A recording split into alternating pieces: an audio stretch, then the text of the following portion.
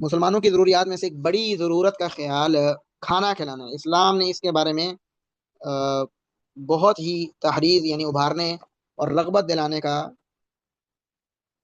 حکم دیا ہے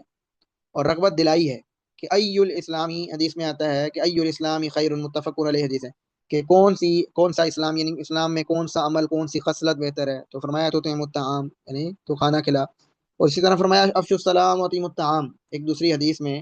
کہ کچھ اعمال کو گنوایا اور اس میں سلام کو عام کرنا ہے، وہ تو تطعیم الطعام، اور کھانا کھلانا، اطعیم الطعام کھانا کھلاؤ،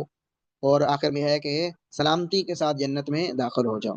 تو کھانا کھلانا جس طرح پیچھے مومنوں کی صفات ہے کہ وَيُطْعِمُونَ الطَّعَامَ عَلَىٰ حُبِّهِ مِسْكِينًا وَيَتِيمًا وَأَسِيرًا، کہ وہ کھانا کھلاتے ہیں مسکینوں کو بھی، یتیموں کو بھی، اسیروں کو بھی، اور اسی طرح مہمان کو بھی۔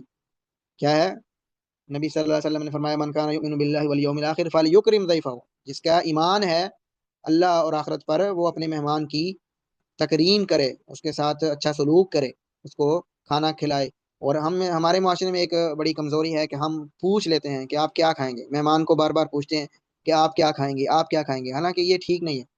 آپ کے پاس جو بھی میسر ہے وہ آپ لے آئیں، وہ اس نے کھانا ہوا تو وہ کھا لیں گے، ان کو حاجت ہوئی تو کھا لیں گے، اگر کوئی منع ہے کچھ بھی ہے تو آپ بار بار مہمان سے پوچھنا یہ مہمان کے ادب اور اکرام کے خلاف ہے۔ جیسے ابراہیم علیہ السلام،